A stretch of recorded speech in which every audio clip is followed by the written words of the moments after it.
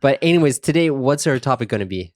We're going to talk about omotenashi. Omotenashi! Or in English, hospitality here in Japan. Because I think... 皆さん、こんにちは。アーサーです。今回はあなたの英語のレッスン力を磨くためにアメリカ人同士の自然な会話を英語と日本語の字幕付きでお届けします。僕は The Austin and Arthur Show という別のチャンネルでアメリカ人の友達のオースティンと一緒に日本に住む外国人としてのリアルな体験をフリートークで話しています。スクリプトなしでの自然な会話なので普通の英語教材では学べない生の英語が身につきます。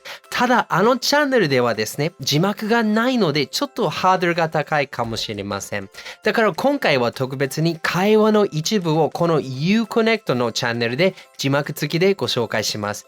ちなみに今回のテーマは日本のおもてなしです。オースティンの意外な反応もあってきっと面白いと思います。ぜひ最後まで見て感想をシェアしてくださいね。それでは Let's get started!But anyways, today, what's our topic going to be?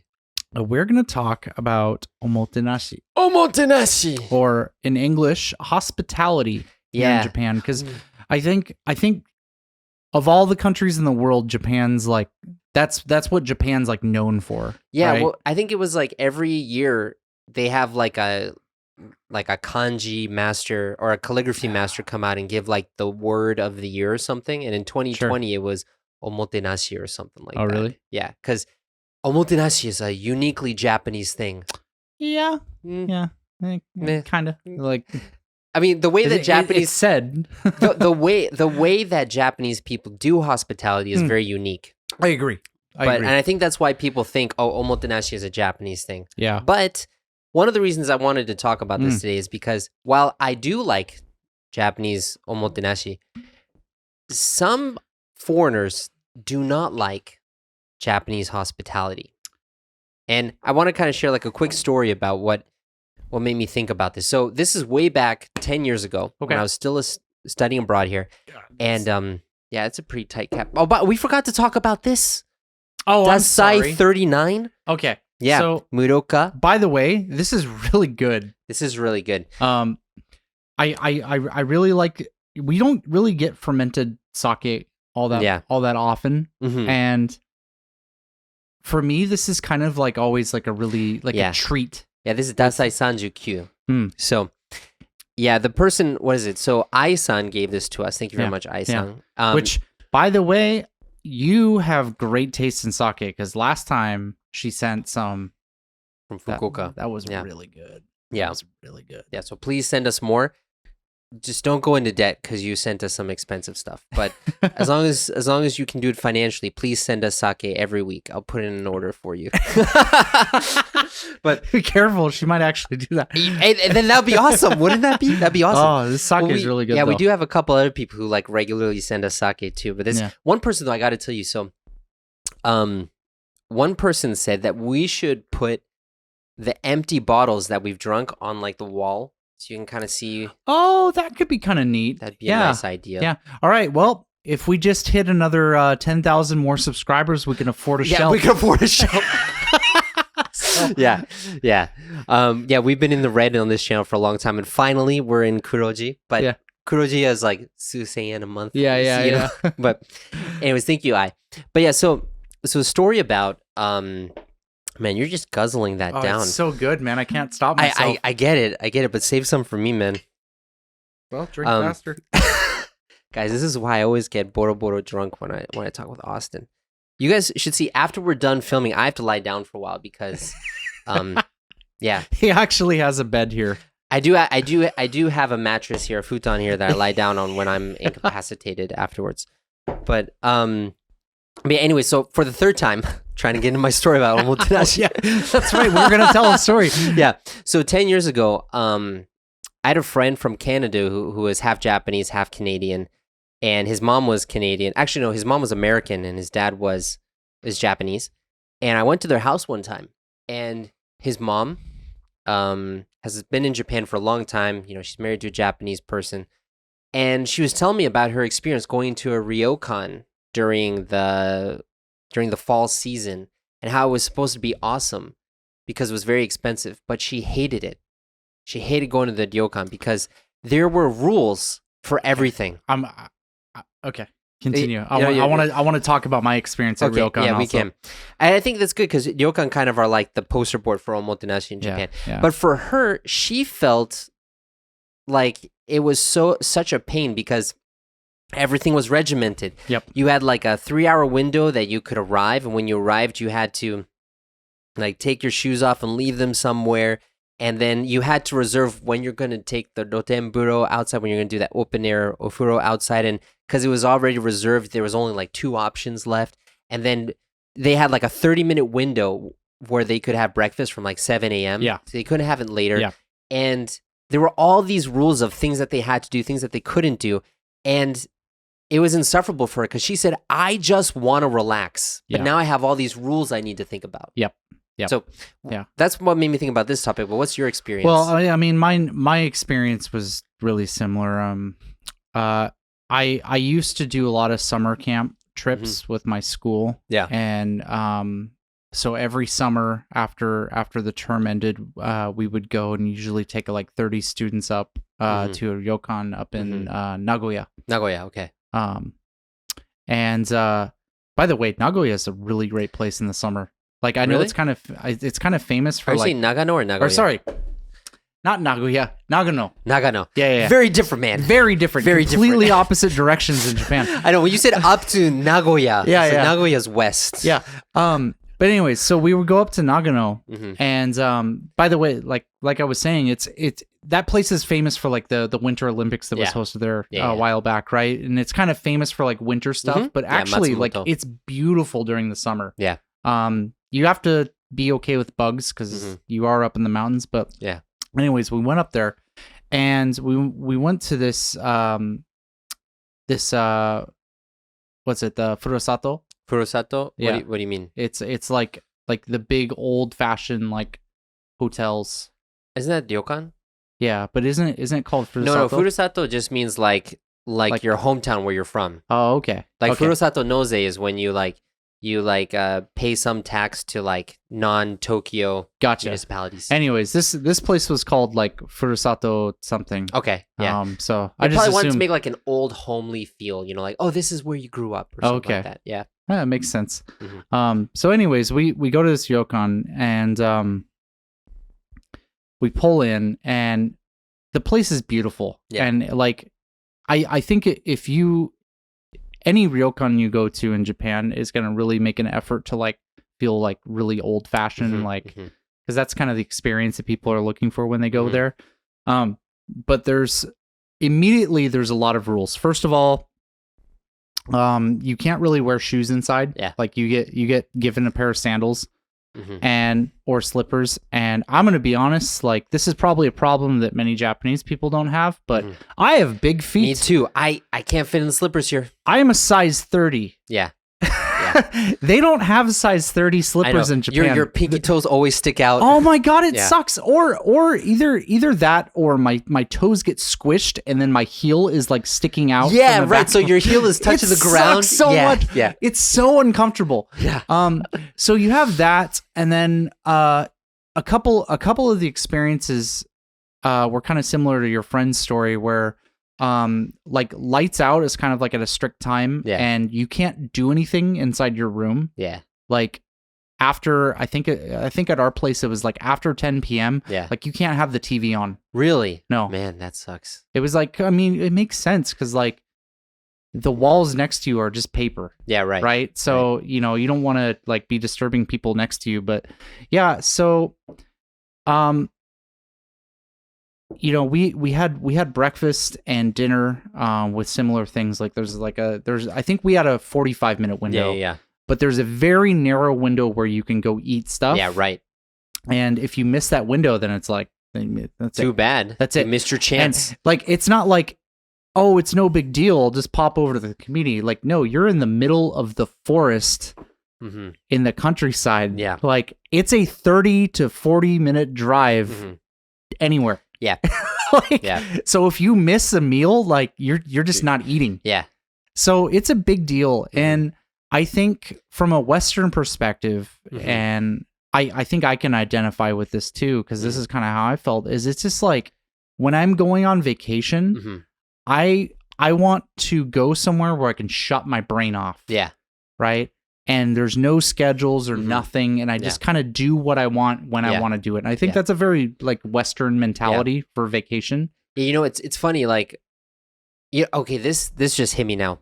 Because this kind of goes back to, I think, what I first experienced when we did Oshogatsu in Japan. Yeah. Because, you know, during the holidays, you like to relax. But I didn't realize that in Japan, for Oshogatsu, for the New Year, a lot of people really just do nothing. Yeah. They just sit Yeah. and eat and watch TV. Like, they don't do anything. I'm thinking, oh, you guys want to go for a walk? And they're like, huh? Why would you do that? Yeah. And it kind of goes back to, I think, it's kind of hospitality aspect too, because what you want to do is you want to shut your brain off and just be free to do whatever you want. But in Japan, for you to relax at ryokan means you do nothing. Yeah. You like sit in your room or you go to the ofuro and you do nothing. You know? And so that's kind of like the assumption of what's going to happen.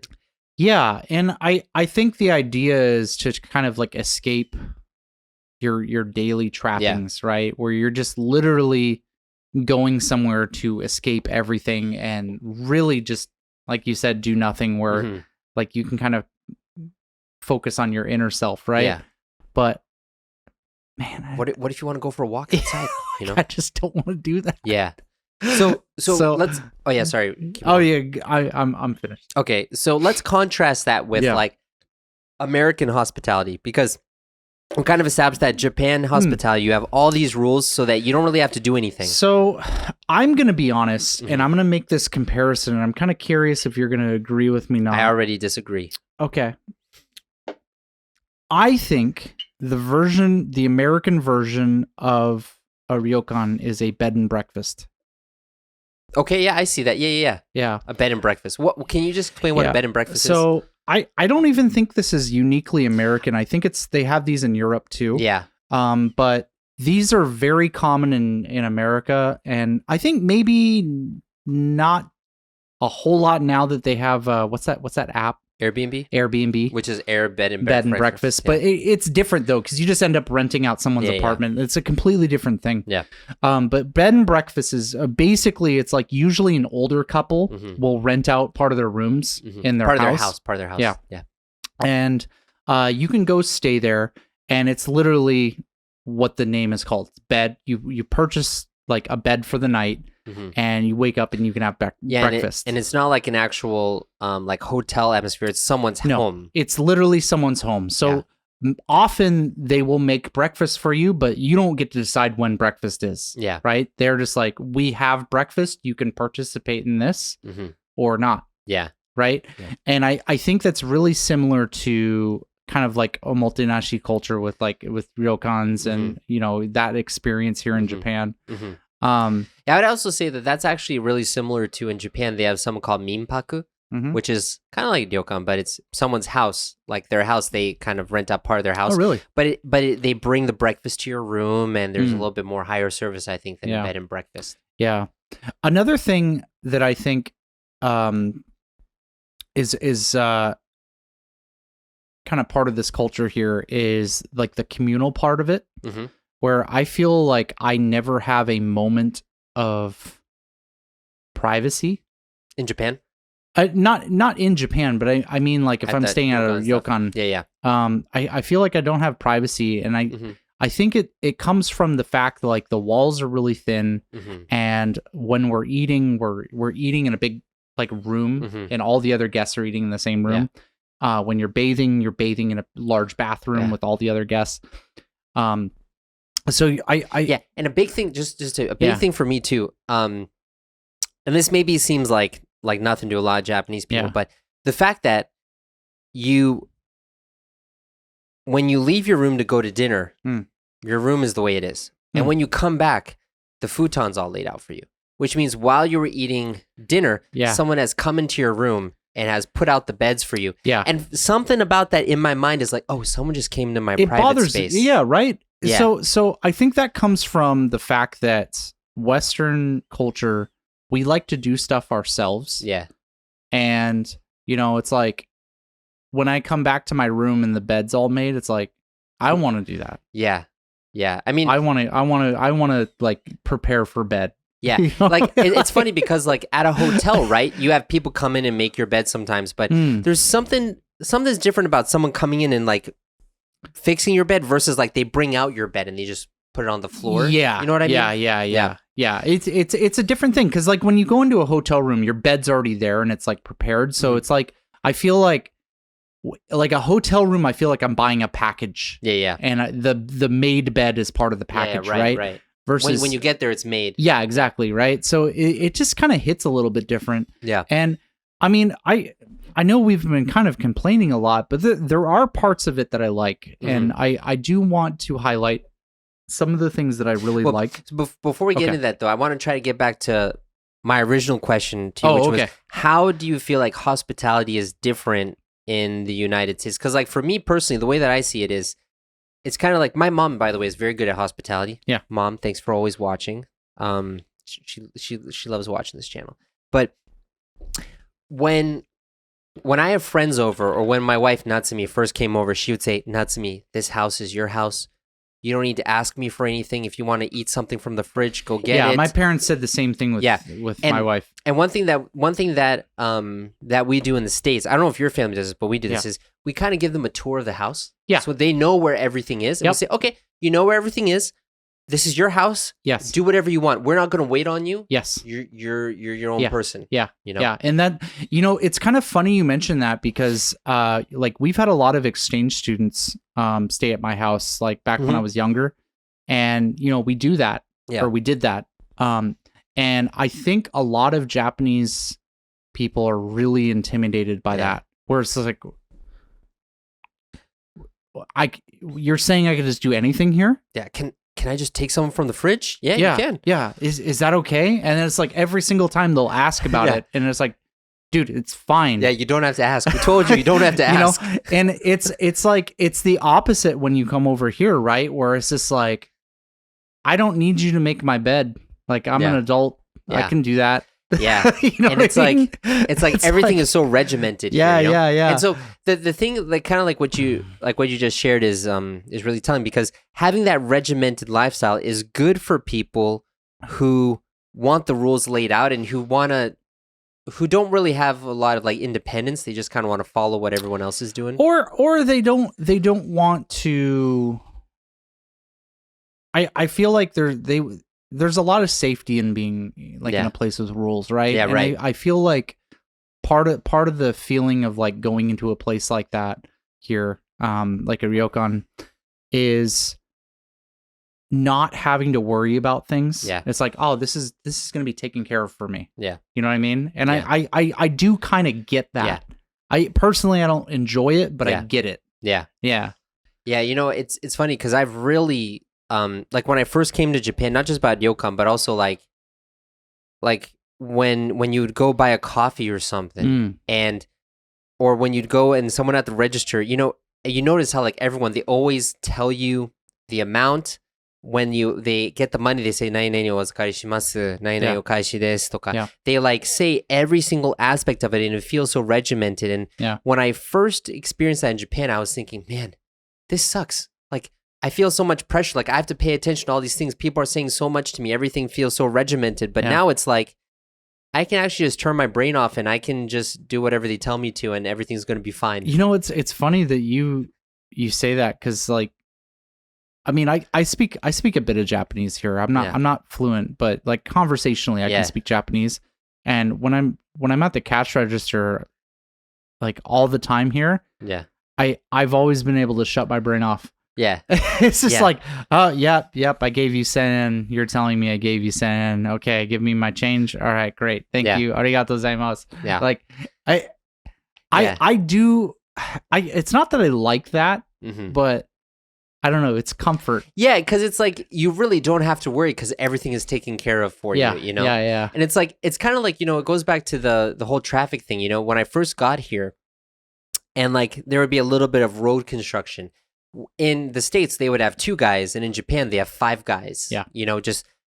And people would be like, "Why do you have so many people?" But the funny thing is like they all talk to you and say, "Please stand here, please walk here, please go here." Like you're checked 3 times, so I really can just shut my brain off and Yeah. Just do what I'm told and everything is fine, you know? Whereas in the States, it's like you have to kind of watch out a little bit. Yeah, a little bit.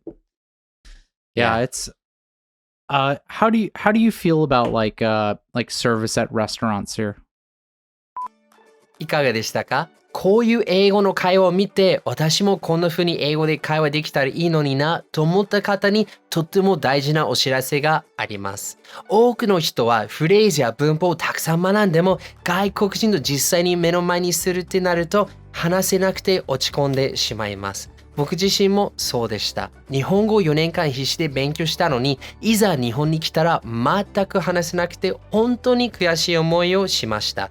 でもその経験から僕は大事なことに気づきました。実際に話せるようになるには、知識を増やすことよりも話す感覚を身につけることが何より大事なんです。僕も一度日本語の勉強をやめて、この実際に話す感覚にフォーカスしたら、あっという間に話せるようになって世界が劇的に広がりました。で、その経験をもとに英語を話す感覚を身につけて世界とつながる方法を世界とつながる英会話メソッドとしてまとめました。もっと多くの日本人の方に英語を話せるようになってほしいと思っています。日本と世界をつなぐお手伝いもしたいと思っています。そんな思いでこのメソッドを無料の動画講座にしてメールでお届けしています。詳しくはこちらのリンクをクリックするか、動画の概要欄にあるリンクをクリックして登録してくださいね。I love Japan and I want more Japanese people to really speak English and connect with the world. ではこれからも一緒に世界とつながりましょう。See you next time!